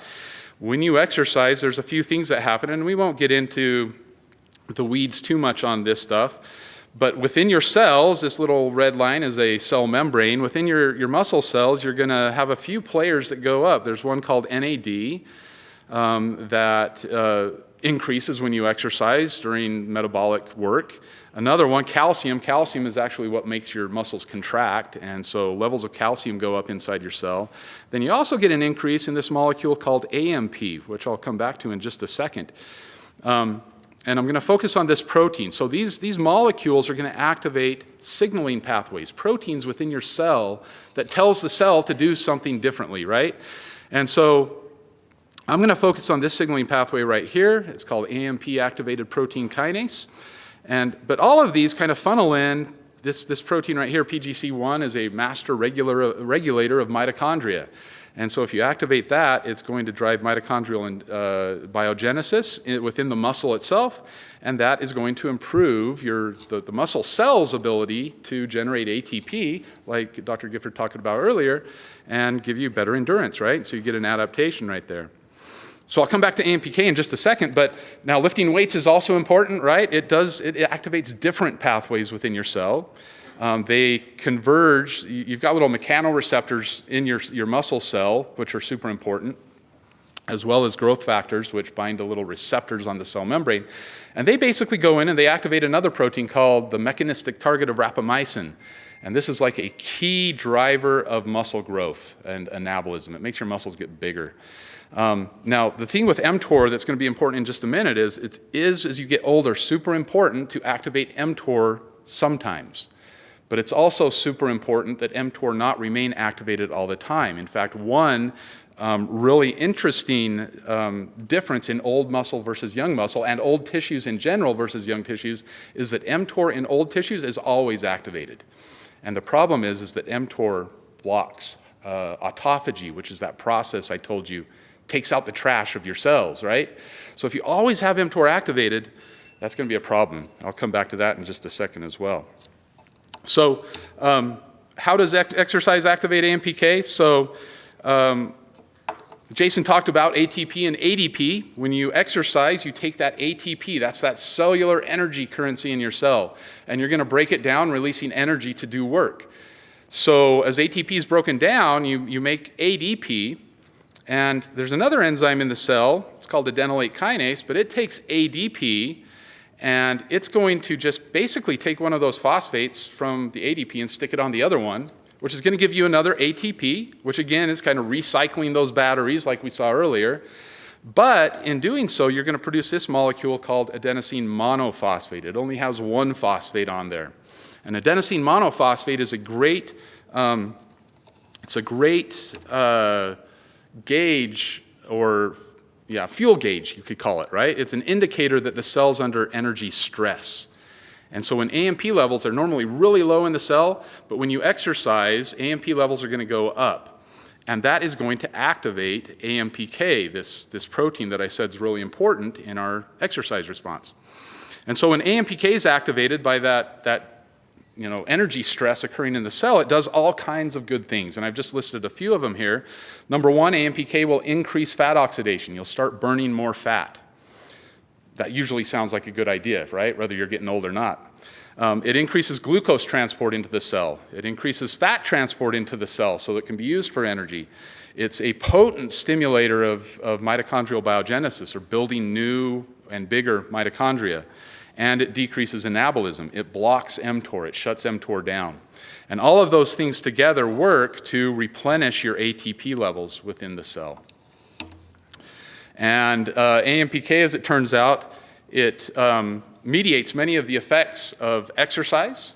And so exercise does a lot of good things, and I don't think we need to go through all of them, but AMPK has been shown in the literature to mediate many of those effects. Again, not all of them. There are other important proteins, but AMPK is a really important one in kind of mediating these awesome things that exercise does for you. Now, the big problem is that people either will not or cannot exercise. The data says that around 20 to 25% of the population gets the recommended amount of aerobic and strength training, right? So a quarter, if that, and that may be, depending on how you're looking at how the data is collected, that may be an overestimation of who's actually exercising enough.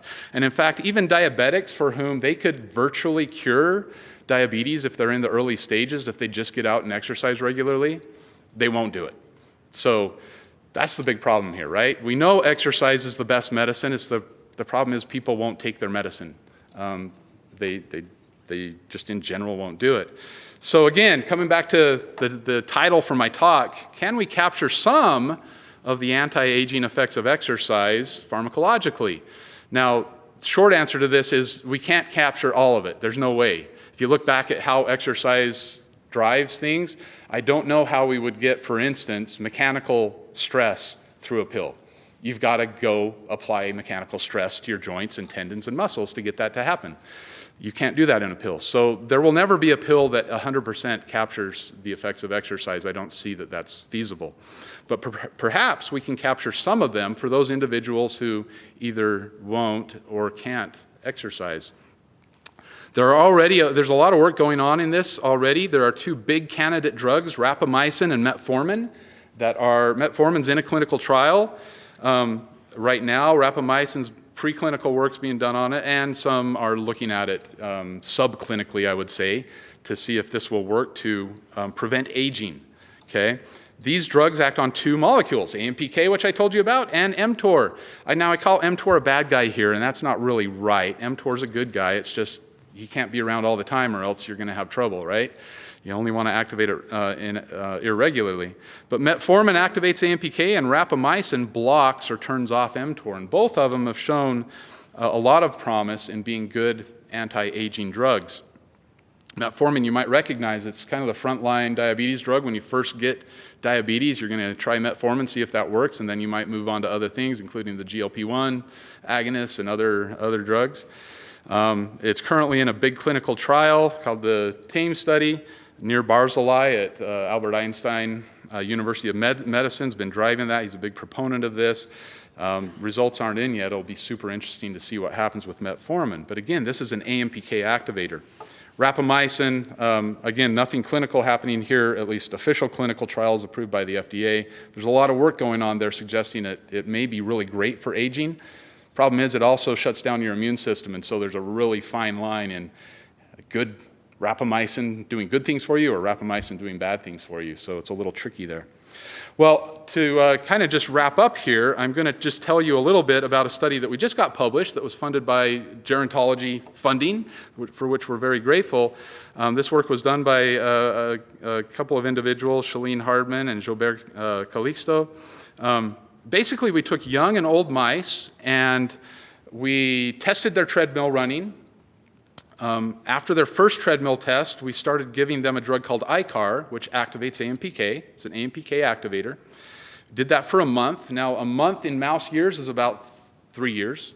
Okay, so these are about 70 to 80-year-old mice, and we're basically giving them a drug in their timeline for what would be equivalent to maybe 3 years. And then we treadmill test them again, and then take out their muscles and tissues and see what happens to these mice. And so when we did that, we won't look at all this data, but a couple of things that are really important is, number one, when we look at their muscle weight, you may or may not be able to appreciate it. It's basically with the drug, they actually increased their muscle mass, so that was good. We're just looking at the black bar versus the blue bar here. They also, the one that was really interesting and very remarkable was when we gave them that drug for a month, they didn't really increase their treadmill running time, but what this is showing you the percent change, and the old mice without the drug, over that month period, or think 3-year period, their ability to run on a treadmill went way down. Their VO2 max, we didn't measure that, but I would assume went way down. We gave them the ICAR that activates AMPK, and they maintained their ability to run on that treadmill over that month period, right? So it maintains the old mice's ability to run on a treadmill. It also improved the ability of the muscles to generate force. So in terms of muscle, that looks very good. We went in and looked at gene expression, and you probably can't see this, the things on this graph, but when we looked at we saw that the expression of many genes were rejuvenated, returned to young levels. So a lot of the changes that happen in the old muscle went back to youthful levels. And the biggest areas for that were connective tissue, growth factor signaling, genes associated with neuromuscular diseases like ALS and muscular dystrophies, and then mitochondrial genes were hugely affected, and genes associated with, as expected, sarcopenia, or that age-related loss of muscle.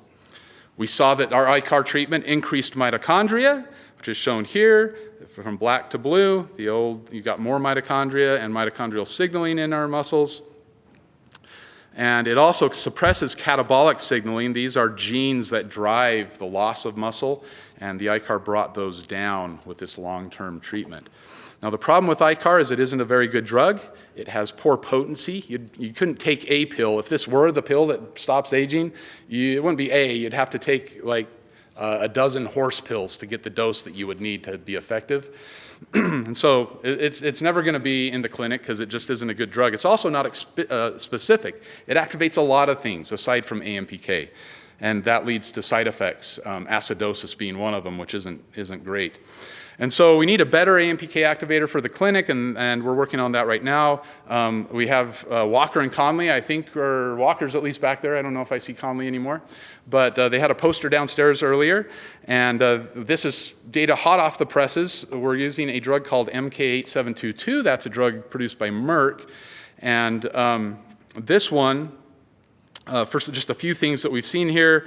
It wasn't known, no one put it into old organisms before. We put it in old mice, and we see that, number one, it reduces their fasting glucose levels, so that's a good thing. So it does it stimulates glucose uptake in old muscle.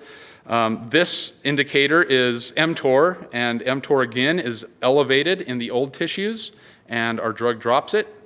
These two this is expression of two inflammatory mediators, TNF alpha and interleukin 6, and in both cases, our MK drops expression of those inflammatory genes down. So again, suggesting our drug is going to decrease inflammation in this old tissue, restoring one of those hallmarks. So that's a good thing as well. So kind of taking this together with all the data we've looked at in those two studies, we see that AMPK is blocking at least 5 of these hallmarks of aging, and we just haven't looked at the other ones, and so we'll continue exploring in that area. But it kind of suggests that AMPK is a legitimate target to explore in finding ways to help people as they get older to maintain healthy tissues, including muscle mass. And last slide I want to give you before I end. This is Russell M. Nelson back in 1992. He was much younger then. He said something really good as we think about aging and getting older. Our limited perspective would be enlarged if we could witness the reunion on the other side of the veil, when doors of death open to those returning home. Such was the vision of the psalmist who wrote, "Precious in the sight of the Lord is the death of his saints." With that assurance, brothers and sisters, love life. Cherish each moment as a blessing from God. Live it well, even to your loftiest potential. Then the anticipation of death shall not hold you hostage. I think that's a good thought as we talk about aging. I don't think, at least my goal isn't to prevent death. There are people who have that as their goal. I don't think that's consistent with the plan of salvation. But what we can do is improve how we live and how we feel until we die, right? We can do things to improve our potential and maintain our health, slow down that aging process a little bit. Again, my suggestion is go exercise. That's the best way.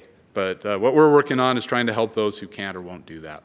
So anyway, thanks for your time. I'm acknowledging right here Will Winder, who was my postdoctoral mentor. He is an absolute pioneer in this area of AMPK and metabolism and so forth. Taught me so much. I'm grateful for him. He kind of started all of this off for me.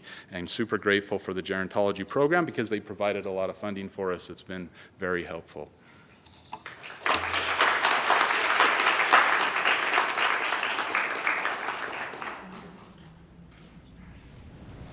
Okay, so questions, we'll have probably about 10 minutes for questions.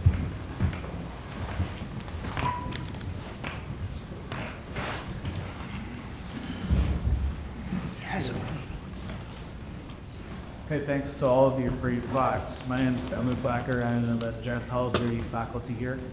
My question is about, I think it's about exercise, but also about mindfulness and maybe about decisions of how we spend our time. For me personally, if I exercise like jogging or something above all, if I do it early in the morning, I will do it. If I don't do it early in the morning, I will never get to it later in the day. And the thing that would hold me back is thinking there's something else I have to do, right? I feel like I don't have time to exercise. So I'd be interested in any of your thoughts about how can we combat the pull of other things that would make us choose to procrastinate or neglect exercise on a daily basis? Thanks, that's a fantastic question. And I think it's a common thing that many people notice, that if you don't get it done the first thing in the morning, it doesn't happen, right? And so part of that is prioritization, right? We're making an effort to prioritize something. Part of it is that the benefits of exercise the same day are pretty impressive. And I'm sure you gentlemen can talk about the biology of this, but endorphins, these kinds of things are released when you exercise. So as the day goes on, if you're worn down, that motivation, that the volition to want to exercise is reduced, right? So I think the first thing is that when you find a time that it works for you, that's the right time to do it, and that's the time to commit to do it. I think that's most important. When we look at health behavior change, part of that is identifying what works best for you. And for some people, they go to the gym after work and it feels great, they end the day well, it doesn't cause sleep issues for them, and that's how they do it. But I think the first step is prioritization. So I think the reason it works well is for that prioritization. And when we talk about mindfulness, if we move through life a little less mindfully, then you're right, all those things crowd in and there's less and less time. So that, I think that's a typical experience. What was the second part? Was that it? Yeah. Second part. Yeah. I just want your thoughts on how we can manage to Yeah. prioritize and do exercise daily Yes. instead of letting it slide. Yeah. So there are a few things. Prioritizing it, I think, is important. People practice something called scripting. So before bed, the night before, you lay out what your day is going to look like, right? And so just making those kind of internal commitments to yourself. When you wake up, that's on your mind. It's something that you think about. Of course, you can connect exercise with other things. It's called habit stacking. So one of the things that people do is when they get dressed in the morning, it's their workout clothes that they put on, right? You're gonna get dressed, right? You've set your timing to have time to work out, but if you get dressed in other clothes, maybe you don't work out. So you can do habit stacking, you can do scripting. And some of this is also, I don't know if you've ever had any experience with kind of exploring mission statements or vision statements for yourself and your family. But you could, if you literally sit down and reflect about what is important about this, it can help you feel more emboldened, sort of, or dedicated to that. This is that same thing about self-care being discipline, right? Sometimes we have this idea of self-care as an indulgence. You know, I don't have time for that. I'm not taking time for myself. But it is a discipline, right? It requires this tough-mindedness. It requires this respect for yourself, respect for the other people. Often folks find that exercise or physical activity, right? Who was it that said, we don't have to call it exercise, right? It can be physical activity. Those commitments, the way you lead your life is improved through that, right? And you see, you know, metabolically, biologically, I'm sure these gentlemen can express this, but when you exercise, you have these physical and cognitive and emotional benefits that come. And so typically, once you're in a habit of it, it's fairly easy to maintain because you notice the difference in your day or in your life with and without, right? You operate at a different level, physically, mentally, emotionally. I know that when I have a day of really intense cognitive work, I have to exercise that morning, or things take me so much longer. The product isn't as strong, and so you may notice enough things about it, you know? It might be something interesting to kind of apply that three good things to. You could think about, you know, if exercise was one of your things, what did it bring you, right? How did you feel? How did you contribute to it? So I think those are some thoughts I have. I have both of those up here, the stop meditation and the 3 good things practice. I did also want to say, sometimes when we talk about aging, it's important to frame aging well. Quick question, I'm just hijacking the telephone, but what do you think the percentages of people over 75 who are in a nursing home? What percentage of 75-year or older adults do you think are in a nursing home? Just guess a percentage. 85. Keep going. Yeah. Do you know what it is? 2% of adults 75 and older are in a nursing home. 98% are not. And so when we look at aging, when we think about aging, we really have to catch ourselves how we're framing it. In my health and optimal aging class that I teach, I ask students to give me an exemplar of someone who's aging optimally. No one ever has a problem finding that person in their life. So sometimes when we approach things from a disease perspective, it's easy to think that aging is this difficult, sad time. And in fact, aging is when that, you know, generation and generativity happens. So I would encourage you to be cautious around the way you think about aging.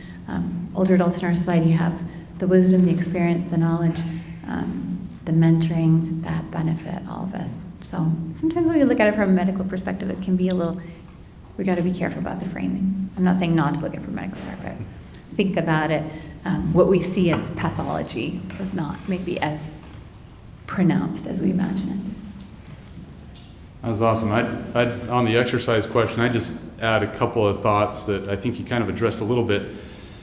With the exercise, again, I think, for me, exercise, I exercise as often as I brush my teeth. It's just what I do in the morning. I'm the same way. If I don't do it in the morning, I might get out in the afternoon. In fact, I couldn't get here before this, and so at least on my calendar, I have that after lunch, I'm going to head over to the rec center and I'm going to exercise.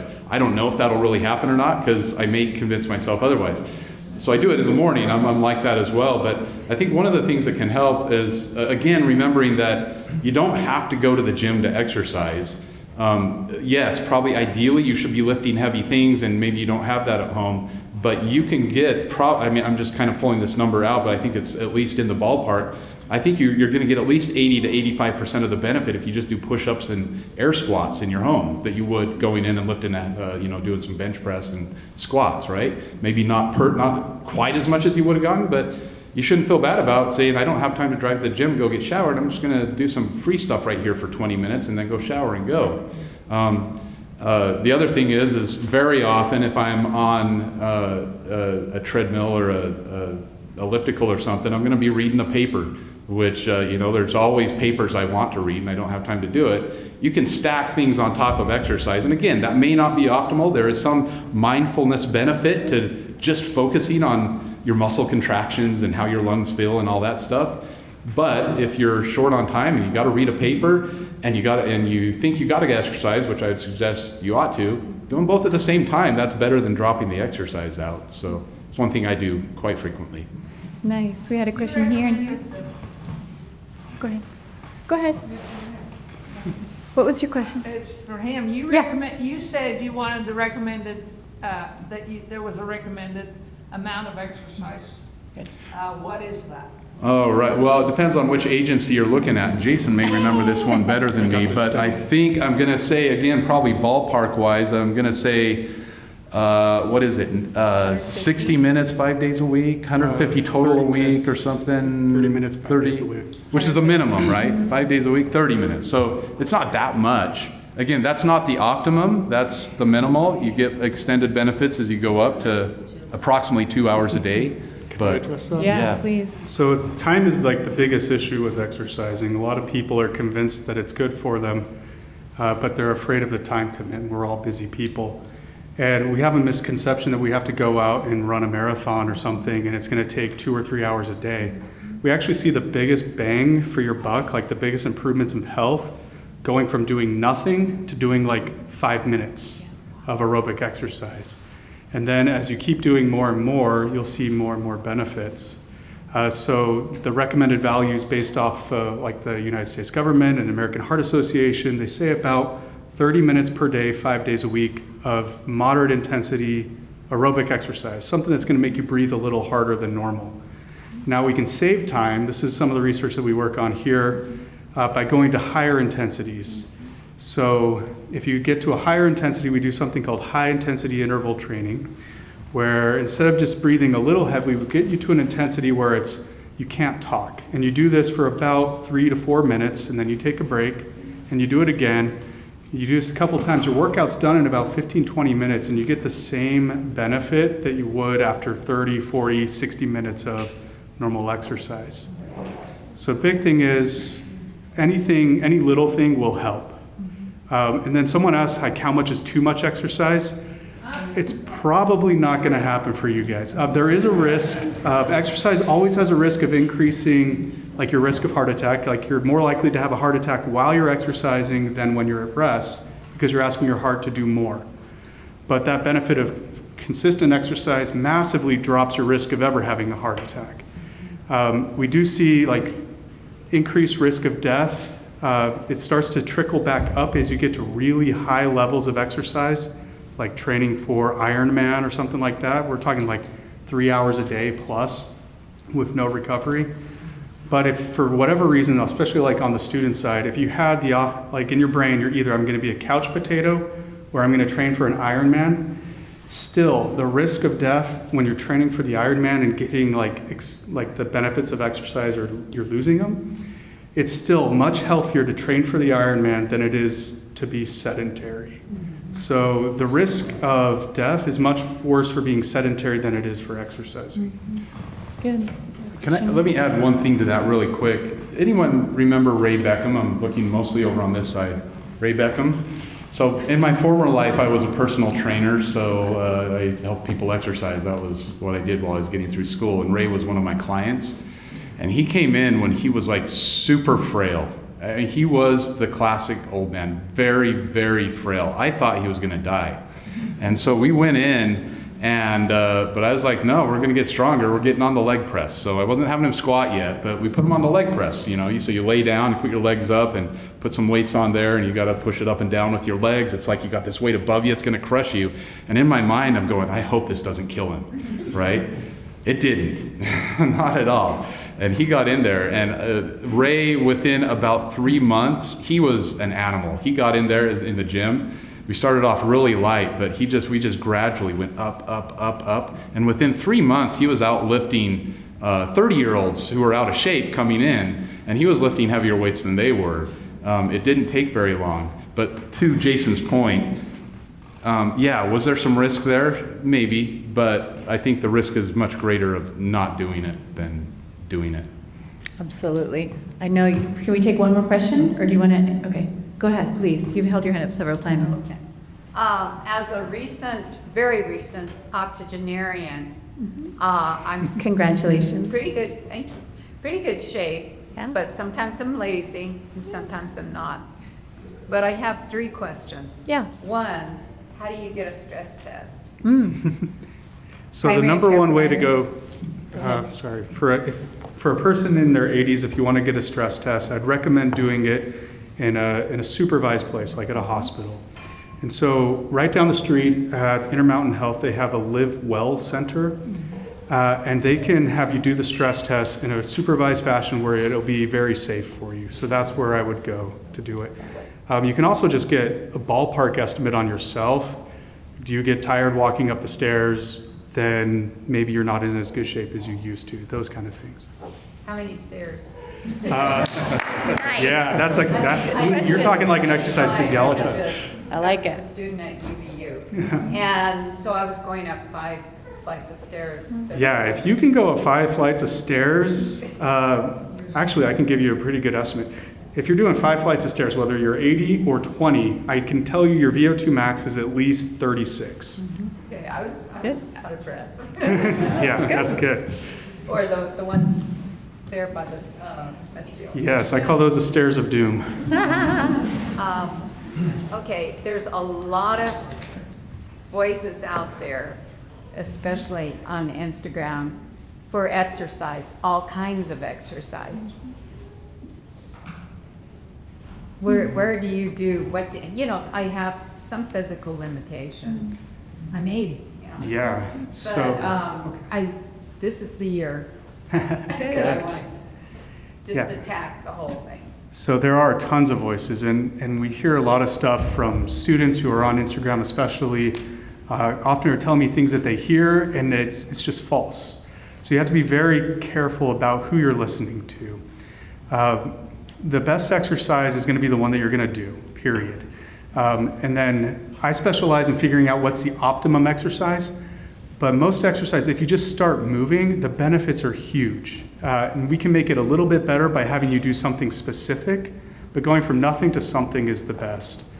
So especially as you're getting older, you have to consider like certain limitations, like you might have joint issues or things. And so I think that's where working with like an exercise physiologist, a personal trainer, someone that has experience with that, or a fellow octogenarian, they might be able to help you figure out how to address those.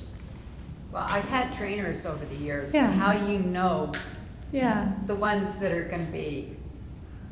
Good, yeah. I'll tell you the 3 main types of exercise you ought to be getting, and you all can contradict me or agree. You need some kind of form of aerobic exercise, so walking, running, swimming, biking, right? Preferably with weight, what's it called when you have Weight bearing. Weight bearing exercise as you're aging. Then you also need some kind of strength training, so lifting heavy things, like we've been saying. Heavy to you, right? Whether that's 100 pounds or 20 pounds, whatever. And then you need some kind of flexibility, mobility training. So that's things like yoga, tai chi, stretching, those kinds of things. And so if you have all of those, each point of the triangle, I think that's a nice kind of base for exercise. And what would be the balance per week? It depends on what your goals are, right? Yeah, so when I train, I'm mostly about the strength training. I'm kind of obsessed with muscle growth and strengthening my bones, and so I spend quite a bit of time on that. If I were training, in the past I've run, half marathons. When you do that, you're going to need much more about the endurance, right? But even if you were training for a marathon, you would need the strength training for those muscles, right? You would need the flexibility, so you're not tearing something on the way, right? So they all feed each other, right? Your endurance isn't going to go great if your muscles are too weak. Endurance isn't going to go great, again, if you haven't done the stretching and the mobility.